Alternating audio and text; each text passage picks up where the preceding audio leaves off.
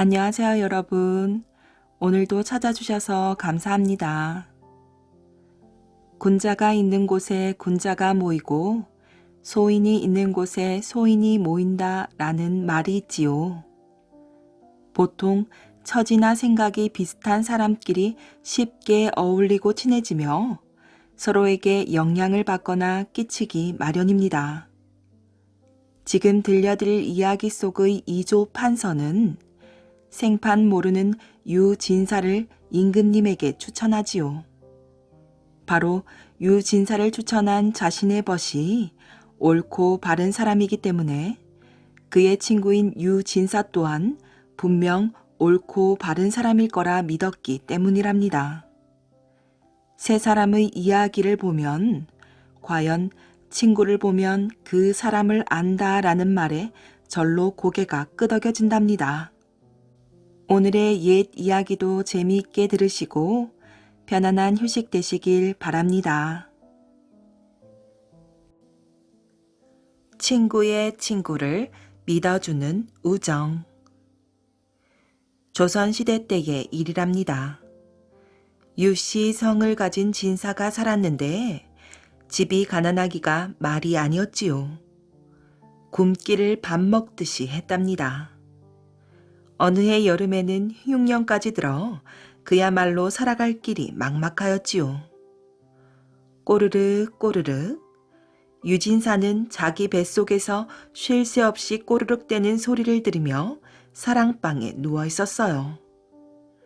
그런데 열린 창문으로 보이는 푸르른 하늘이 자꾸만 노랗게 보이는 게 아니겠어요.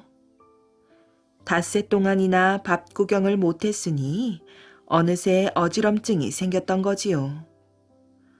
남자인 나도 한 발짝 움직일 힘이 없는데 하물며 부인은 얼마나 힘이 들까?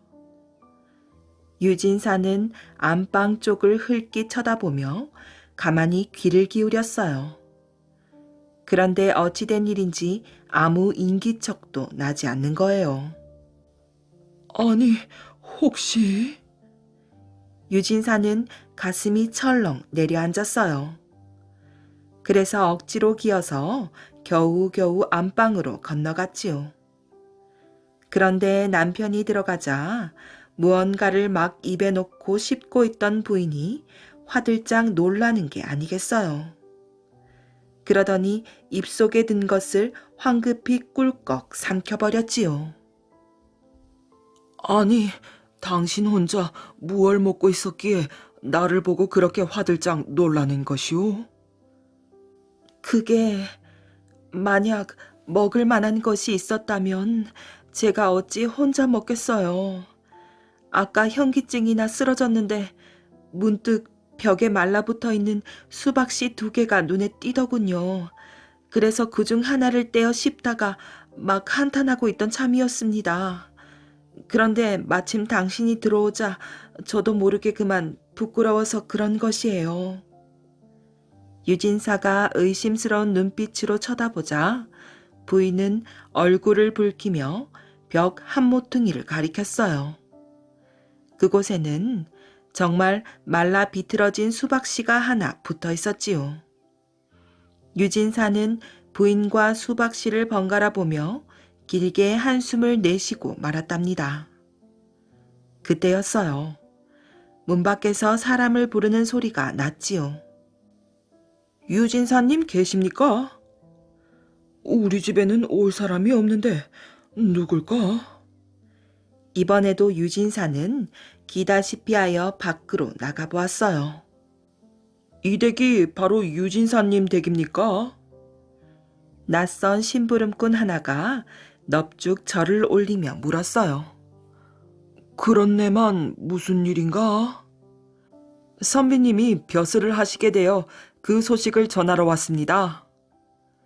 심부름꾼의 말은 너무 뜻밖이었어요. 유진사는 다리에 힘이 풀려 한참이나 대들보를 붙잡고 서서 이게 꿈인가 생시인가 하며 정신을 가다듬었지요.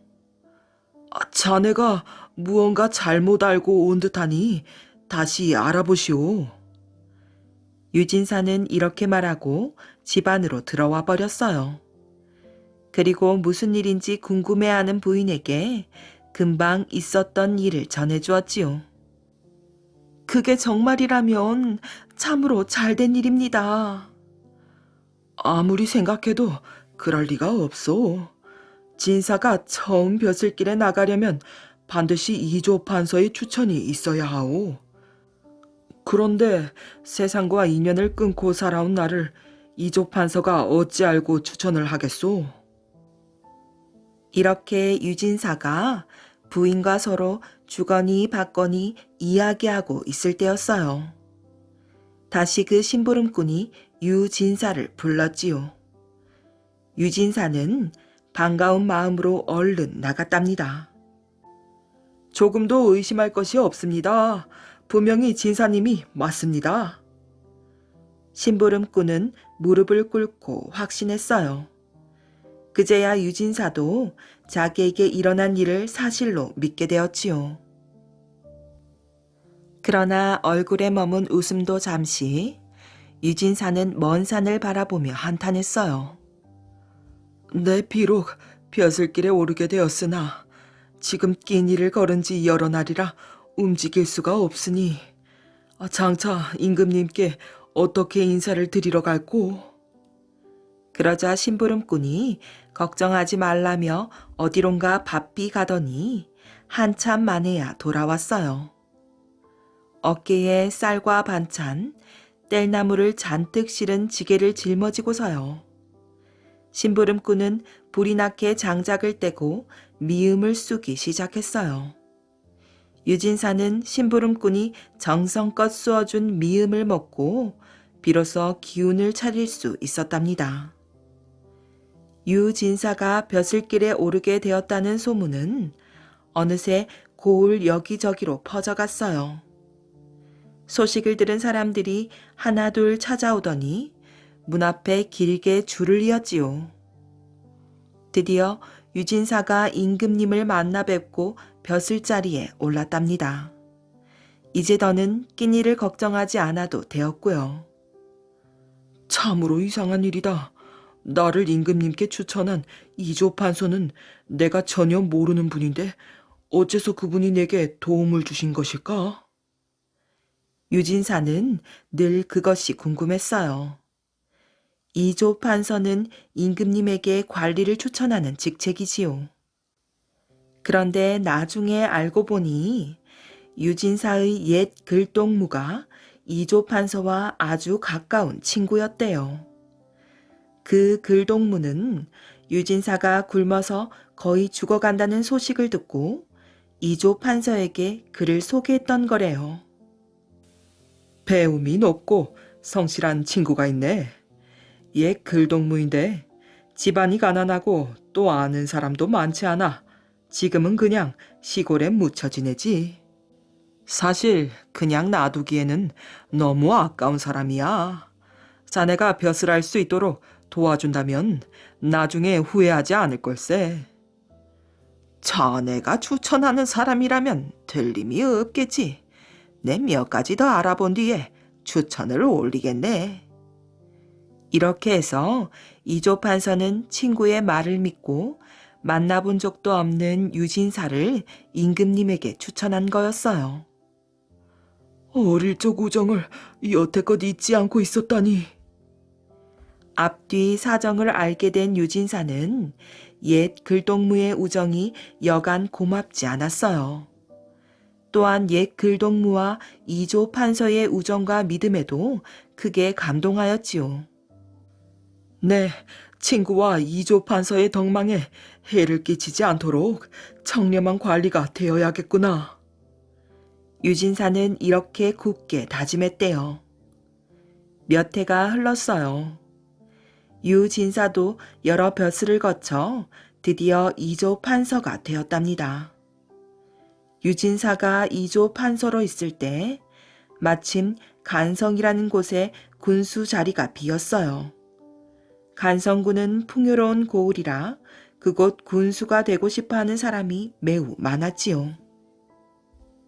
이 때문에 유진사는 누구를 추천해야 할지 매우 고민스러웠어요. 부인이 유진사의 얼굴빛이 좋지 않은 것을 보고 물었어요. 대감, 무슨 근심스러운 일이라도 있습니까? 허허, 임금님께 누굴 추천해야 할지 결정을 못 내리겠소. 유진사의 대답에 부인은 잠시 무언가를 생각하더니 다시 이렇게 물었어요. 대감을 처음 벼슬길에 오르게 해주었던 이조 판서 대감의 집은 지금 어떻게 되었습니까? 그때의 이조 판서는 이미 죽었고 그 아들 몇 명은 벼슬길에 올랐다고 하오. 또한 벼슬을 하지 않고 한적한 곳에 이름 없는 선비로 사는 아들도 있다고 하던데 집이 몹시 가난하다고 합디다. 듣기로는 학문도 깊고 댐댐이 또한 성실하고 바르다고 들었소이다. 그러자 부인이 빙그레 웃으며 말했어요. 대감께서 만일 그 사람을 간성 군수로 삼지 않으신다면 그 옛날 벼슬을 얻은 은혜를 저버리는 것입니다. 어려울 때 대감의 친구와 대감을 믿고 도와주신 분의 아들인데 은혜를 갚아야 하지 않겠습니까? 주저하지 마시고 그 사람을 임금님께 추천하시지요. 대감께서는 벌써 수박씨 씹던 그 일을 잊으셨습니까? 부인의 말에 유진사는 크게 깨달은 것이 있었어요. 그리하여 그 이조 판서의 아들을 임금님에게 추천하여 옛 글동무의 우정과 이조 판서의 은혜에 보답하기로 했답니다. 석굴암 불국사에 담긴 김대성의 효심. 신라 경덕왕 때 모량리에 대성이라는 효심 지극한 아이가 살았답니다. 어느 날 대성의 어머니가 일하는 보간의 집에 점계라는 스님이 찾아왔어요. 스님이 시주를 정하자 보간은 배 50피를 기꺼이 시주했답니다. 그러자 스님이 고맙다고 하면서 이렇게 말하였어요. 신도님은 베푸는 것을 좋아하시니 부처님께서 몇 배로 부자가 되게 해주실 것입니다. 문 밖에서 이 이야기를 들은 대성이 어머니에게 말했어요. 어머니, 부처님께 하나를 드리면 10,000배를 얻는데요. 우리가 이렇게 가난한 것은 전생에 선한 일을 하지 않아서 그런가 봐요. 그러면서 대성은 얼마 전 일한 대가로 받은 땅을 절에 시주하자고 말하였지요. 어머니는 대성의 말을 듣고 깨달은 것이 있어 아들이 시키는 대로 하였답니다. 그런데 얼마 뒤 대성이 그만 죽었어요. 대성이 죽던 날 재상 김문량의 집에서는 이런 소리가 들려왔지요. 모량리의 대성이라는 아이가 너의 집에서 다시 태어날 것이다. 얼마 후 김문량의 아내가 아이를 가졌고 10달 뒤에 잘생긴 아들을 낳았답니다. 아기는 태어날 때 대성이라는 이름이 새겨진 금패를 손에 꼭 쥐고 있었어요. 그래서 김문량은 죽은 대성이 자신의 집에서 다시 태어난 것을 믿게 되었지요. 김문량은 홀로 된 대성의 어머니를 데려다가 한 집에서 살았어요. 어른이 된 김대성은 전생의 부모와 이생의 부모를 위해 절을 하나씩 지었답니다. 김대성이 전생의 부모를 위해 세운 절이 석굴암이고 이생의 부모를 위해 지은 절이 바로 불국사랍니다. 앞 못 보는 신통 방통이. 어느 마을에 앞을 못 보는 사람이 있었답니다. 그는 앞을 못 보았지만 나는 새의 소리만 듣고도 방통이로 새를 신통하게 잘 잡았어요. 방통이란 내기할 때나 새를 잡을 때 쓰는 작은 화살이지요. 그래서 사람들은 그를 신통 방통이라고 불렀어요. 재물 있는 양반집에서는 이 놀라운 재주를 보려고 앞다투어 돈을 내고 신통 방통이를 불렀어요. 그래서 신통 방통이는 300냥이나 되는 돈을 모으게 되었지요. 내 돈이 잘 있나 세어봐야지. 차곡차곡 모아서 나도 착한 처녀를 만나 딸도 낳고 아들도 낳고 잘 살아봤으면. 앞을 못 보는 신통방통이는 밖에 나갔다 돌아오면 늘 돈 괴를 꺼내어 기쁜 마음으로 세어보곤 하였답니다. 어느 날 저녁 옆집에 사는 망건장이가 찾아왔다가 그걸 보고 넌지시 말했어요. 자네 그동안 알뜰하게 돈을 많이 모았나 보군. 그런데 들리는 말로는 요즘에 도둑이 방 안에 들어와서 자물통까지 비틀고 돈을 가져간다네. 허니 그 돈을 방 안에 두지 말고 어디 아무도 모르는 곳에 잘 숨겨두게나. 정말인가? 자네가 알려주지 않았으면 하마터면 큰일 날 뻔했구먼. 고맙네 정말.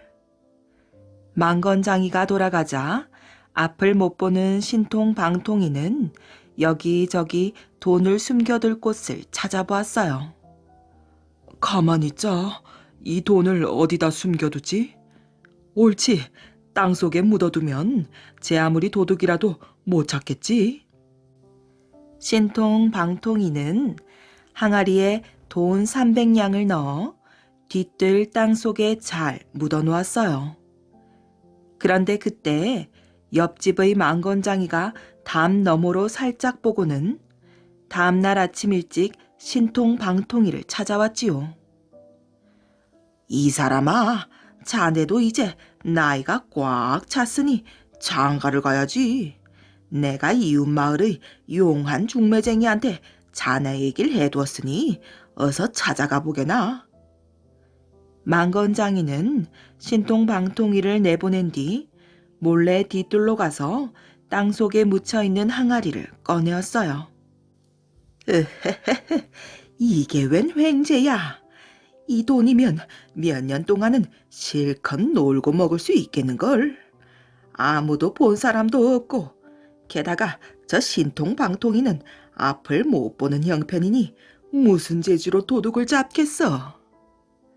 망건장이는 항아리에 돌멩이를 가득 넣어두고 좋아라 하며 돈을 꺼내갔어요. 저녁 무렵 집으로 돌아온 신통방통이는 여느 때처럼 항아리를 열어보았지요. 내 돈은 잘 있겠지? 아니, 이럴 수가? 이 마을 저 마을 헤매며 한 푼 두 푼 모은 돈을 고스란히 잃다니. 먹지 않고 입지 않으며 세 푼 네 푼 모은 돈이 온데간데 없다니. 신통방통이는 기가 막혀 밤새 이리 뒤척 저리 뒤척 잠을 이루지 못했어요. 한참 동안 넋을 잃고 있다가 첫 닭이 울자 정신을 가다듬고 일어났어요. 이렇게 주저앉아 울고만 있을 수는 없지. 이 못된 도둑놈을 꼭 잡고야 말 거야. 가만히 있어보자. 아무래도 옆집 사람이 의심스러워. 내 돈에 대해 이러쿵 저러쿵 관심이 많았단 말이지. 하지만 증거가 없으니 어떻게 돈을 도로 찾을 수 있을까? 신통방통이는 침착하게 이궁리 저궁리 해보았어요. 그리고 아침이 훤히 밝아오자 옆집을 찾아갔지요. 아니, 그 자네가 웬일인가? 어서 오게나. 사실은 그 어제 중매쟁이를 찾아간 일이 잘 될 것 같네. 이제야 나도 장가를 가게 될 모양이야. 그거 참 잘 되었네 그려. 그런데 한 가지 걱정이 있네. 아니, 무슨 걱정인가? 허허, 그건 내게 말 못할 게 뭐가 있는가? 어서 말해보게나. 실은 내가 그동안 장가갈 미천으로 돈 600냥을 모아두었네. 300냥은 돈 궤 속에 넣고 튼튼한 자물통으로 잠가두었고 나머지 300냥은 아무도 모르는 곳에 숨겨두었지. 망건장이는 나머지 300냥이 더 있다는 말에 귀가 솔깃해졌어요. 그런데 내가 장가를 간다는 소문이 나면 돈이 많은 줄 알고 도둑이라도 들까봐 큰 걱정이네. 하긴 요즘 인심이 어지러우니 그럴 수도 있겠군. 그러니 자네 생각에는 어디에 돈을 감춰야 안전할 것 같은가? 망건장이는 세상에 이렇게 어수룩한 얼뜨기가 다 있나 생각하며 은근슬쩍 말을 했어요. 내 생각에는 말일세, 방 안에 두지 말고 아무도 모르는 곳에 두는 것이 제일 안전할 것 같으네. 그럼 오늘 밤엔 돈을 다시 잘 세어놓고 내일 아침 동이 트자마자 숨겨둬야겠군. 그날 밤 망건장이는 훔쳐갔던 300냥을 들고 몰래 와서는 다시 항아리 속에 갖다 놓았어요. 히히, 그 잘하면 하루 만에 300냥을 더 벌게 생겼군. 훔친 300냥을 다시 제자리에 묻어두면 저 미련한 녀석이 안전하다고 생각하고 나머지 돈도 여기에 묻어두겠지. 망건장이가 돌아가자 신통방통이는 항아리에서 돈을 꺼내고 대신 돌멩이를 가득 채워놓았어요. 다음날 아침 망건장이는 신통방통이의 집이 빈 것을 알고 몰래 땅을 파보았지요. 아니, 이게 어떻게 된 거지? 온통 돌멩이뿐이잖아. 그때 신통방통이가 나타나자 망건장이는 기절초풍을 하였지요. 자네, 거기서 뭘 하고 있는 건가? 아니, 그게...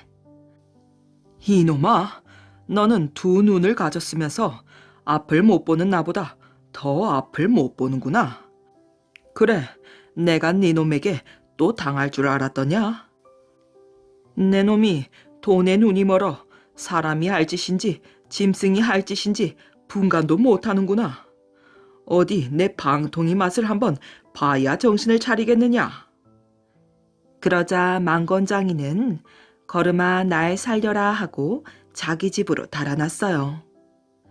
그 후 이 소문은 온 동네에 퍼져 망건장이는 얼굴을 들고 다니지 못하게 되었지요.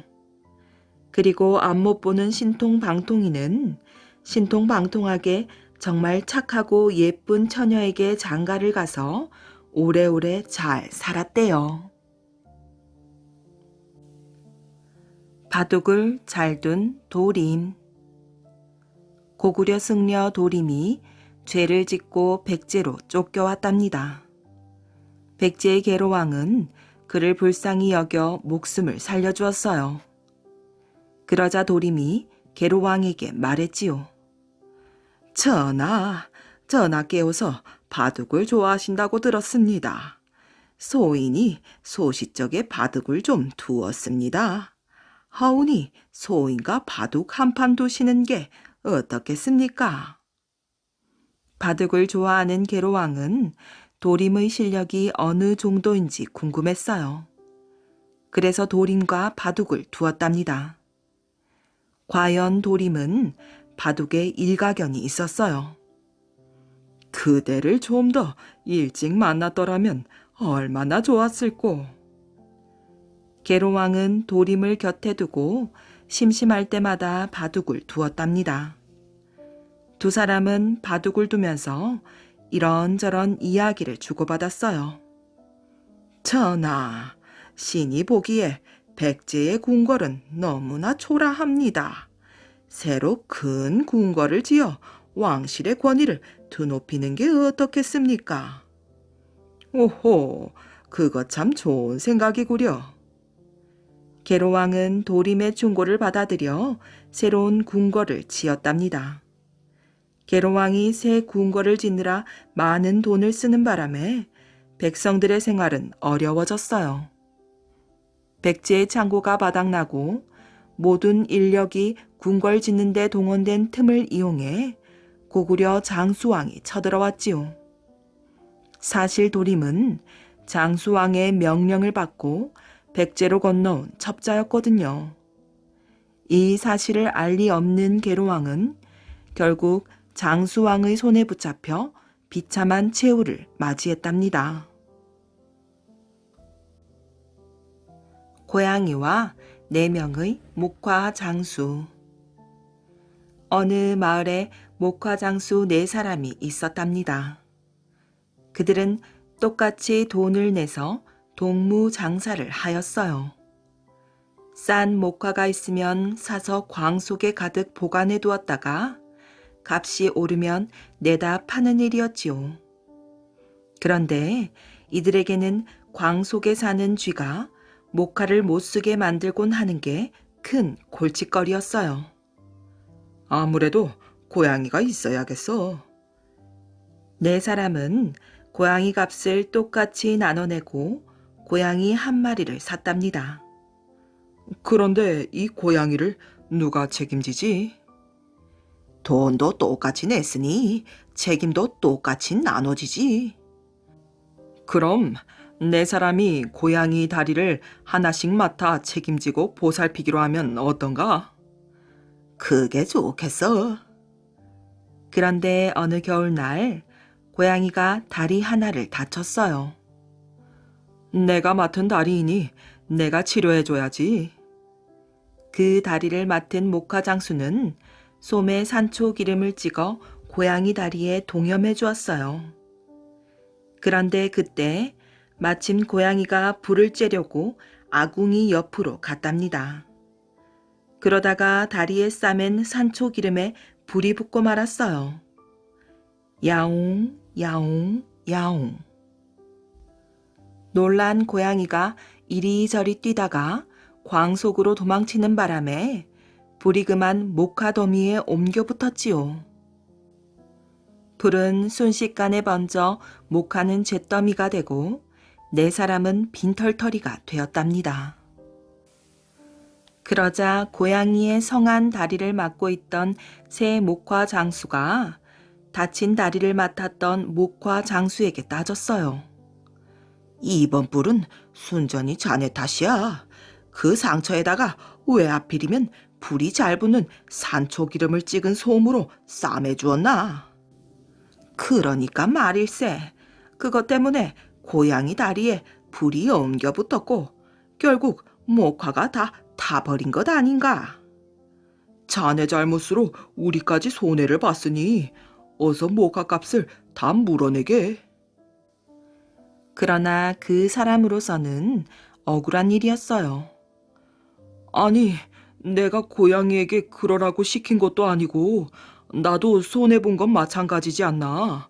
그런데 나보고 목화값을 다 물어내라니 그건 너무한 것 아닌가.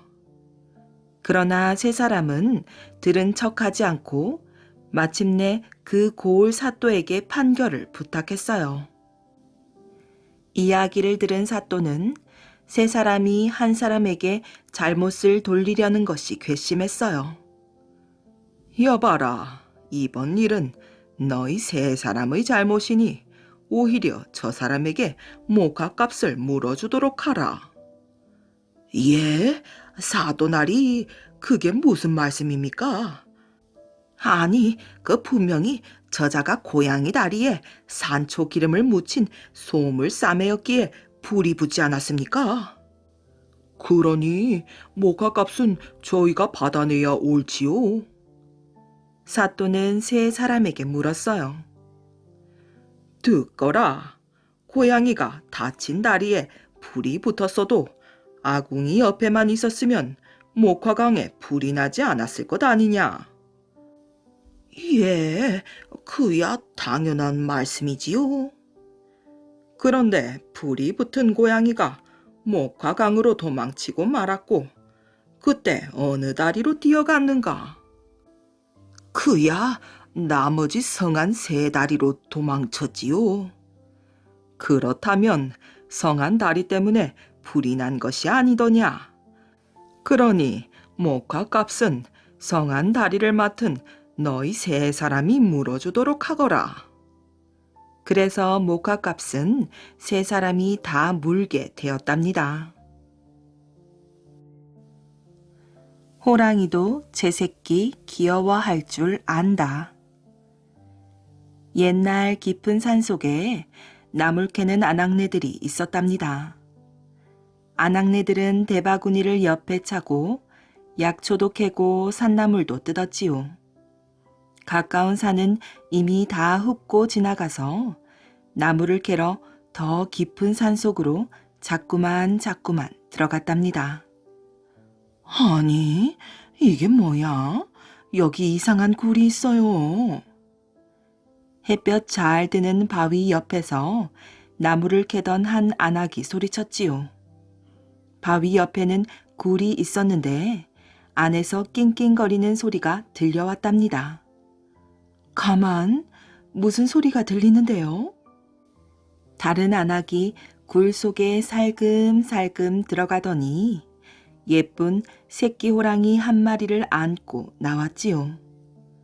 그 굴은 호랑이 굴로 어미 호랑이는 먹이를 구하러 나갔는지 보이지가 않았답니다. 어머나 세상에, 저는 호랑이 새끼는 처음 봐요. 어쩌면 이렇게 강아지하고도 닮았을까? 귀엽기도 해라. 호랑이 새끼를 안고 나온 아낙이 말했지요. 귀엽기는 뭐가 귀엽다고 그래요? 옆에 있던 아낙이 시큰둥하게 말했어요. 우리 이거 대바구니에 넣어서 가져갈까요? 큰일 날 소리. 어미 호랑이한테 물려 죽고 싶어. 호랑이 굴을 발견한 아낙이 말했지요. 어서 그 새끼 호랑이를 굴 안에 다시 갖다 놓게나. 큰일 나기 전에. 다른 아낙도 손을 내저었어요. 아무리 호랑이라도 여기 나물 속에 숨겨가는데 어떻게 하려고.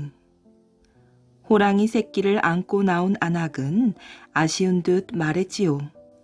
아유, 어서 갖다 놓으래도. 네, 그러려던 참이었어요. 귀여운 아기 호랑이야. 너무 귀여워서 더 안고 있고 싶지만 안 된다는구나. 잘 있거라. 아낙의 말이 끝나자마자 갑자기 머리 위에서 산이 쩌렁쩌렁 울리는 호랑이 울음소리가 들려왔어요. 나물 뜯던 아낙네들은 걸음아 날 살려라 하며 바구니고 신발이고 다 팽개치고 달아났지요. 호랑이는 새끼가 걱정되었는지 아낙네들을 쫓아오지는 않았답니다. 아낙네들은 겨우 집에 돌아와 안도의 숨을 내쉬었어요. 그런데 이게 웬일이지요? 호랑이 새끼가 귀엽다고 쓰다듬어준 아낙의 바구니가 집에 와 있는 것이 아니겠어요. 게다가 바구니 안에는 약초와 나물이 가득 들어 있었어요. 아니, 이게 어찌된 일이지? 그러나 호랑이가 뭐가 귀엽냐고 말한 아낙네는 바구니가 돌아오기는커녕 방문 창호지가 다 찢어져 있었답니다. 세상에, 호랑이도 제 새끼 귀여워하는 사람을 좋아하나 봐. 이때부터 호랑이도 제 새끼 귀여워할 줄 안다라는 속담이 전해져 오고 있답니다. 혀의 강한 힘. 옛날 어떤 임금님이 갑자기 중병에 걸리게 되었답니다. 그 병은 그때까지 전혀 알려져 있지 않던 새로운 병이었지요. 답답하기 짝이 없는 일이로다. 대체 병을 알아야 치료를 할 게 아닌가. 정말 난처하기가 짝이 없구나. 많은 의사들이 찾아와서 진찰을 했지만 도무지 치료 방법을 찾아내지 못했답니다. 하루가 다르게 임금님은 더욱더 쇠약해져 갔어요. 이제는 일어나서 앉아있기도 힘이 들 정도였지요. 어느 날 임금님은 이 세상에서 가장 뛰어나다는 의사를 불러서 진찰을 받았답니다. 어서 말해 주시오. 어떻소? 내 병을 고칠 수가 있겠소?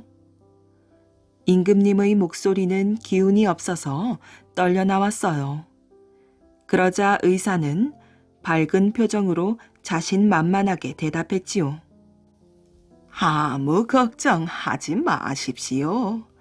대단히 드문 병이긴 하지만 어미 호랑이의 젖을 드시면 곧 나으실 수 있습니다. 임금님은 나으실 수 있습니다.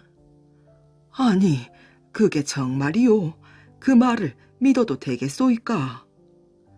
의사의 말에 임금님은 자리에서 벌떡 일어나 앉으며 기뻐했어요.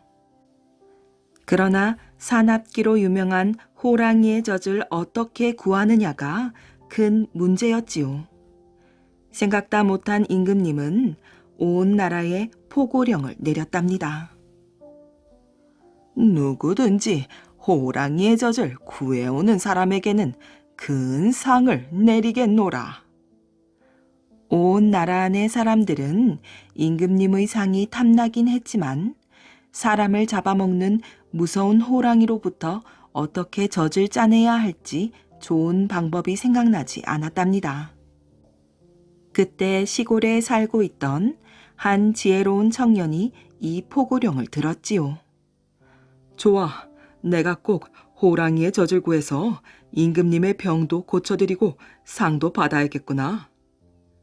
청년은 먼저 호랑이가 살고 있는 동굴을 찾아내었어요. 그리고는 다른 먼 곳에서 새끼 호랑이를 몇 마리 구해왔지요.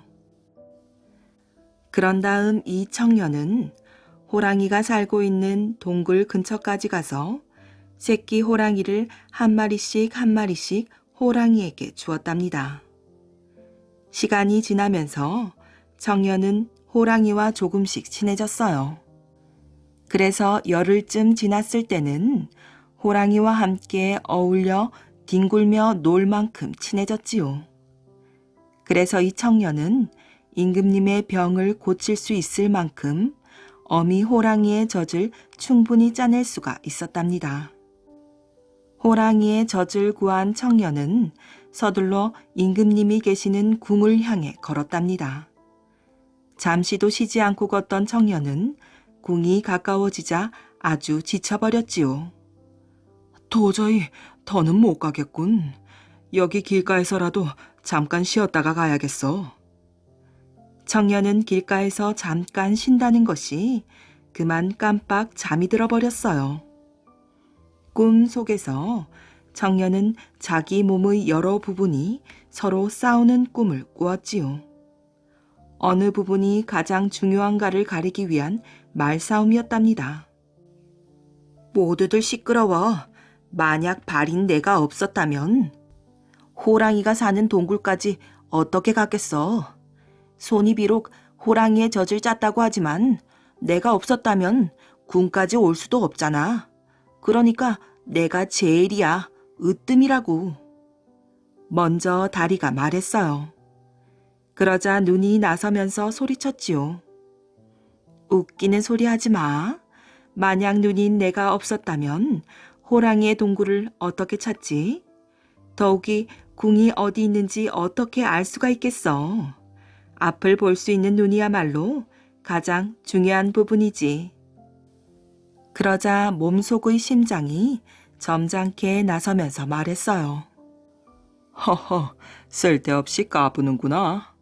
너희들이 아무리 잘났다고 해도 튼튼한 심장이 없었다면 어떻게 호랑이와 어울릴 수 있겠단 말이냐. 또 쉬지 않고 여기까지 올 수 있었던 것도 튼튼한 심장 덕분이라는 걸 알아야지. 그때 가만히 듣고 있던 혀가 불쑥 나섰지요. 모두들 뚝. 다들 그렇게 잘났어? 그래봐야 헛일이야. 내가 없다면 너희들은 아무 소용이 없다는 걸 알아야지. 혀의 말을 들은 몸의 각 부분은 한꺼번에 화를 발악 내었지요. 건방지기 짝이 없는 못된 혀야. 뼈도 없는 조그만 고기 덩어리가 건방지게 까부지 말거라. 너야말로 호랑이의 젖을 구하는데 전혀 도움이 되지 못했다고. 모두가 덤벼드는 서슬푸른 기세에 눌려서 혀는 아무 말도 하지 못하고 잠자코 있었답니다. 꿈 속에서 청년은 어느덧 궁 앞에 도착했지요. 그때 혀가 불쑥 말했답니다. 너희들 누가 제일 중요한지 곧 알게 될 거야. 궁 안에 들어간 청년은 호랑이의 젖을 임금님께 바쳤지요. 오호, 수고가 많았구나. 그래, 이것이 바로 호랑이의 젖이더냐. 임금님이 청년에게 물었어요. 그러자 청년은 엉뚱하게도 네, 이건 암캐의 젖이랍니다. 라고 대답하는 것이 아니겠어요. 이게 무슨 날벼락이지요. 그 말을 들은 몸의 각 부분은 소스라치게 놀랐답니다. 잘못하다가는 모두가 그 자리에서 죽고 말 테니까요. 그때야 몸의 각 부분은 혀의 힘이 얼마나 큰가를 깨닫고는 혀에게 사과를 했어요. 그러자 혀는 얼른 이렇게 말하는 것이었지요.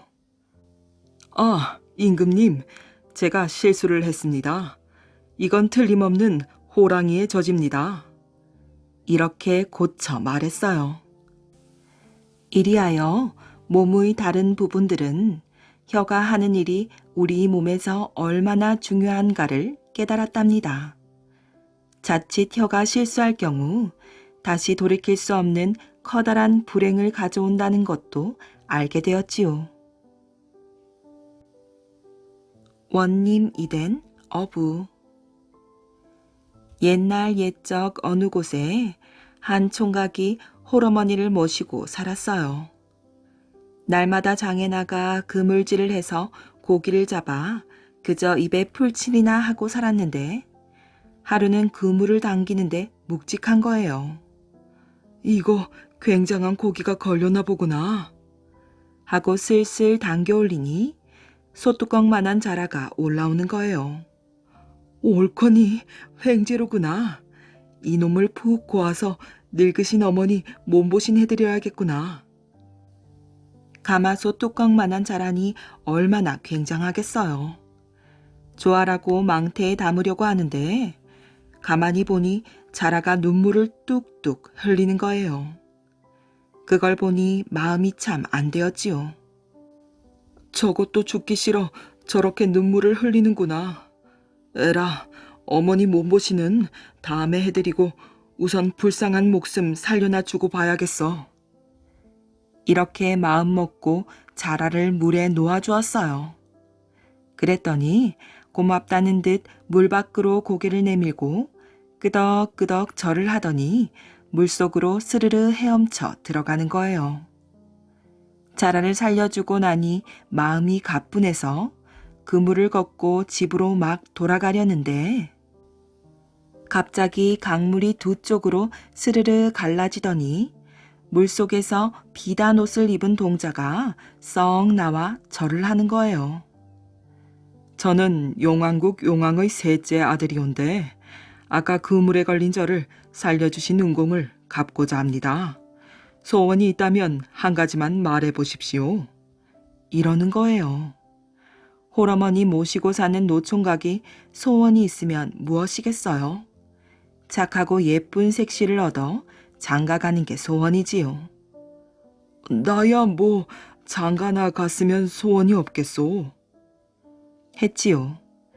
그랬더니 동자가 잠깐 기다리라 하고 물속으로 들어가더니 잠시 뒤에 도로 나와서 묵직한 퇴침을 하나 건네주는데 이것을 가지고 가시면 좋은 일이 있을 것입니다. 하더래요. 그러고는 물속으로 도로 들어가서는 다시 나오지 않았지요. 총각은 그 퇴침을 가지고 집에 돌아왔어요. 집에 와서 퇴침을 장롱 위에 얹어뒀는데 그 이튿날 아침에 턱 일어나 보니 밥상이 한 상 잘 차려져 있네요. 잘 차려도 예사로 잘 차린 게 아니라 진수성찬을 상다리가 휘도록 차려놓았지요. 어머니, 이게 웬 밥상입니까? 얘야, 나도 잘 모르겠구나. 자고 일어나 보니 누가 이렇게 잘 차려놓았더구나. 그것 참 이상한 일도 다 있다 하고 맛있게 먹었답니다. 배를 두드려가며 먹고 나서 고기를 잡으러 강에 나갔는데 점심때가 되어 돌아와 보니 또 밥상이 잘 차려져 있어요. 듣도 보도 못한 음식이 상에 즐비해 있지요. 어머니, 또 웬 밥상입니까? 글쎄, 나도 잘 모르겠구나. 이웃집에 잠깐 다녀온 사이에 누가 차려놓았구나. 또 잘 먹었지요. 그러고 난 뒤에도 때만 되면 밥상이 차려져 있는 거예요. 자고 일어나면 아침상이요. 낮에 들어오면 점심상이요. 저녁에 들어오면 저녁상이 진수성찬으로 가득가득 차려져 있단 말이지요. 이럴 게 아니라 대체 누가 밥상을 차리는지 지켜봐야겠어. 하고 하루는 고기를 잡으러 가는 채 하고 나갔다가 일찍 돌아와서는 부엌 문 뒤에 가만히 숨어 있었지요. 해가 중천에 올라 점심때가 되니까 방문이 살짝 열리더니 꽃 같은 색시가 방 안에서 나오는데 선녀가 따로 없었지요. 그 색시가 잠깐 뚝딱 하더니 밥상 가득히 음식을 차려가지고 방 안으로 들어가는 거예요. 살금살금 뒤따라가 봤더니 밥상을 방 가운데에 놓고 밥보자기까지 덮어놓고는 장롱 위로 올라가서 퇴침을 똑똑 두드리는 거예요. 그러니까 퇴침이 스르르 두 쪽으로 갈라지고 섹시는 눈 깜짝할 사이에 퇴침 속으로 쑥 들어가더란 말이지요. 여태 저 퇴침 속의 섹시가 밥상을 차려놨구나. 점심밥을 먹고 나서 또 고기를 잡으러 가는 채 하고 나갔다가 일찌감치 들어와서 부엌문 뒤에 숨어 있었죠. 저녁 무렵이 되니까 또 섹시가 방문을 살짝 열고 나와서 저녁상을 차려가지고 들어가는 걸 탁 붙잡았어요.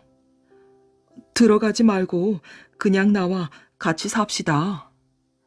그랬더니 섹시가 안 된다고 하는 거예요.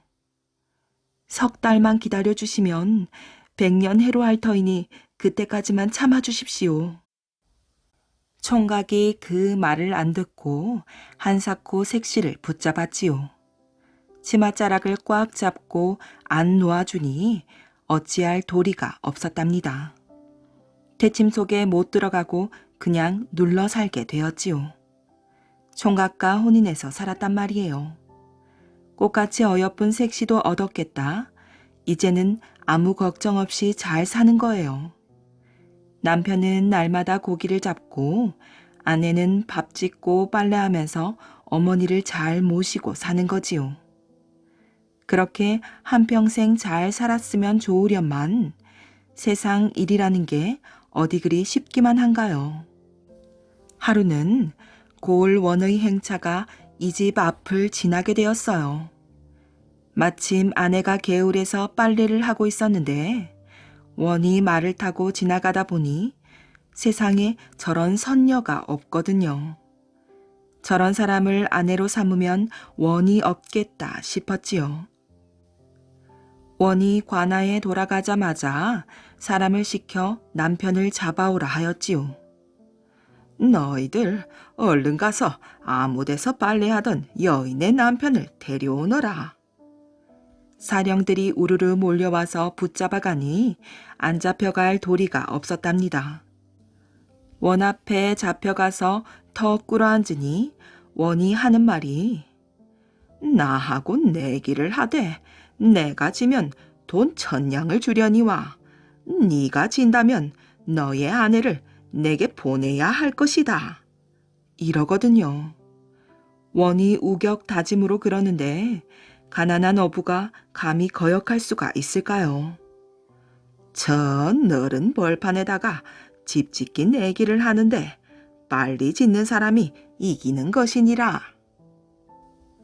고을 원이야 권세가 있으니 사람을 얼마든지 써서 하루아침에 청기와 집도 지으려니와 저는 한낱 어부의 몸으로 어찌 집을 짓겠어요. 혼자서 집을 짓다가는 몇 달이 걸릴지 몇 해가 걸릴지 모르는 판이거든요. 집에 돌아와서 그만 밥도 안 먹고 이불을 둘러쓰고 누워서 끙끙 앓았지요. 그 꼴을 보고 아내가 왜 그러느냐 물을 게 아니겠어요. 여차여차해서 이런다고 말을 하니 그때 석 달만 더 기다렸으면 이런 일이 없었을 터인데 석 달을 못 참아서 이런 일이 생기는 것입니다. 그렇지만 걱정 말고 밥이나 드십시오. 그동안 저는 친정에 좀 다녀오겠습니다. 하더니 옷을 차려입고 나갔지요. 어디가 친정인고 하니 강물 속 용궁이 친정이었어요. 용궁 선녀가 퇴침 속에 숨어서 세상에 나온 거지요. 그래서 친정을 간다고 용궁에 갔다 오는데 올 때 병을 3개 들고 오더래요. 조그만 병 3개를 들고 와서 남편에게 주면서 내일 벌판에 나가서 이 병마개를 차례로 여십시오. 노란 병을 먼저 열고 다음에 흰 병을 열고 마지막으로 파란 병을 여십시오. 하는 거예요. 그 이튿날 아침에 벌판에 나가보니 저쪽에서는 벌써 사람이 새까맣게 모여서 집을 짓고 있더래요. 고을에서 한다 하는 목수, 미장이, 흙 일꾼들이 수백 명 모여서 터를 닦고 집을 짓느라고 야단이 났어요. 이때 어부가 나가서 노란 병마개를 탁 여니까 병 안에서 사람이 나오는데 괭이 든 놈, 삽 든 놈, 고물에 든 놈이 수백 명이 나와서 터를 닦는데 눈 깜짝할 사이에 반질반질하게 닦아놓았어요. 그래 놓고는 줄을 지어 도로 병 속으로 술술 들어가 버리지요. 그 다음에 흰 병마개를 탁 여니까 이번에는 목수가 수백 명 쏟아져 나왔어요. 기둥, 석갈에 문짝을 하나씩 짊어지고 나와서 뚝딱뚝딱 맞춰놓으니 금세 집 모양새가 되었지요. 그래 놓고는 줄레줄레 병 속으로 들어갔답니다. 파란 병마개를 탁 여니까 미장이, 기와장이가 수도 없이 쏟아져 나왔어요. 뚝딱뚝딱 벽을 바르고 기와를 구워 지붕을 얹으니까 이제 다 되었지요.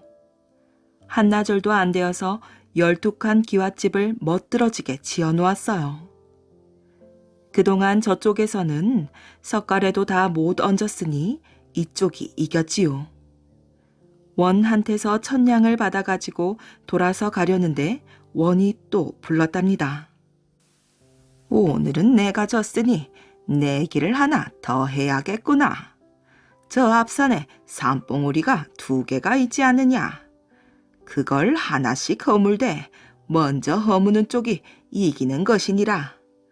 내가 지면 돈 1000냥을 주고 네가 지면 너의 아내를 내게 보내거라. 거역할 수가 있나요? 집에 돌아와서 또 밥을 안 먹고 이불을 둘러쓰고 누워서 끙끙 앓을 수밖에요. 아내가 왜 또 그러느냐고 묻는 걸 여차저차해서 그런다고 말을 했더니 내가 친정에 또 갈 수는 없으니 이번에는 당신이 가십시오. 오늘 밤에 강가에 나가 큰 소리로 울면 물에서 동자가 나올 터이니 용궁 헛간에 있는 호박을 하나 갖다 달라고 말하십시오. 하거든요. 그날 밤에 아내가 시키는 대로 강가에 가서 큰 소리로 엉엉 울었지요. 그랬더니 아니나 다를까 물에서 비단 옷을 입은 동자가 스르르 나와서는 왜 우느냐고 묻는 거예요. 이리 이만저만해서 용궁 헛간에 있는 호박이 필요하다고 했더니 동자가 잠깐 기다리라 하고 물속에 들어갔어요. 그리고는 호박을 하나 들고 나와서 건네주거든요. 그걸 들고 집에 돌아왔지요. 아내가 말하기를 내일 산에 가서 호박 꼭지를 따면 좋은 수가 있을 거라고 말하는 거예요. 그 이튿날 산에 가보니 저쪽에서는 사람들이 몇백 명인지 몇천 명인지 모를 만큼 나와서 산을 허물고 있었어요. 이 사람이 호박 꼭지를 탁 따니까 그 속에서 두더지가 나오는데 끝도 없이 나오는 거예요. 수만 마리나 되는 두더지들이 나와서 산기슭에다 굴을 파니 그 산이 어디 견뎌낼까요? 흔들흔들 하다가 그만 폭삭 주저앉아서는 다 허물어졌지요. 그동안 저쪽에서는 겨우 산봉우리에 흠만 내다 말았으니 또 이겼답니다. 이겨서 돈 1000냥을 받았는데 원이 화가 머리 끝까지 났는지 또 한 번 내기를 하자고 하는 거예요. 내일은 우리 둘이서 말을 타고 저 강을 건너되 먼저 건너는 사람이 이기는 것이니라. 내가 지면 돈 1000냥을 주려니와 네가 진다면 너의 아내를 내게 보내거라. 원은 좋은 말을 몇십 마리나 가지고 있으니 그중 제일 좋은 말을 타고 나올 게 아니겠어요. 그런데 이 사람한테는 아무것도 없잖아요. 그냥 걸어서 강을 건너면 질 게 뻔하지요. 이번에도 집에 돌아와서 밥도 안 먹고 이불을 둘러쓰고 누워서 끙끙 앓았지요. 아내가 왜 그러느냐고 묻는 걸 여차여차해서 그런다고 하니 이번에는 우리 둘이 같이 가봅시다 해서 그날 밤에 강가에 내외가 같이 나갔어요. 강가에 가서 둘이 소리를 맞춰 엉엉 울어 제끼니까 물이 스르르 갈라지면서 동자가 나왔지요. 오늘은 무슨 일로 그러십니까? 원이 또 내기를 걸었는데 좋은 말이 없어서 그런다오. 그런 일이라면 용궁의 마구간으로 가봅시다. 그렇지만 제가 도와드릴 수 있는 것은 이번이 마지막입니다. 물이 갈라진 데를 따라 들어갔어요. 한참을 들어가니 용궁이 나오는데 참 으리으리했지요. 마구간으로 가보니 말이 수백 마리나 있는데 살찐 말도 있고 비루먹은 말도 있어요. 아내가 가만히 말하기를 살찐 말은 거들떠 보지도 말고 제일 비루먹은 말을 고르십시오. 하거든요. 아내 말대로 제일 비루먹은 말을 골랐지요. 눈에 눈곱이 덕지덕지 달라붙은 게 걸음도 비칠비칠 하는 걸 골랐어요. 제대로 달릴 것 같지도 않은 그런 놈을 골라 끌고 나왔어요. 이튿날 강가에 나가보니 원이 좋은 말을 타고 나와 있었지요. 어부는 비칠비칠 다 쓰러져가는 말을 타고 나왔고요. 사람들이 구경하러 구름같이 모였는데 누가 봐도 이건 상대가 안 될 것 같거든요. 자, 그럼 시작이다. 원이 먼저 말을 몰아 나는 듯이 강을 건너는데 어찌나 길을 잘 들였는지 깊은 물에도 안 빠지고 헤엄을 슬슬 쳐가며 건넌단 말이에요.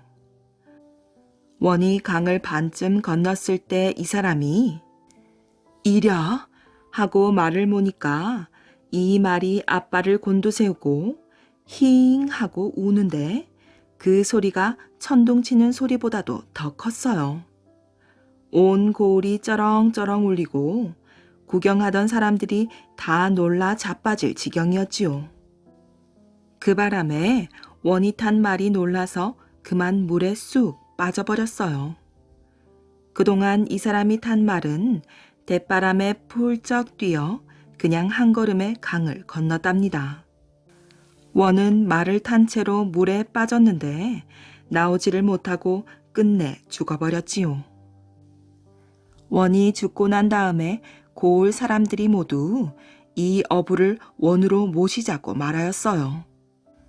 이렇게 해서 어부였던 사람은 고을의 원이 되어 백성들을 잘 살게 만들고 아내하고도 백년해로 하였답니다.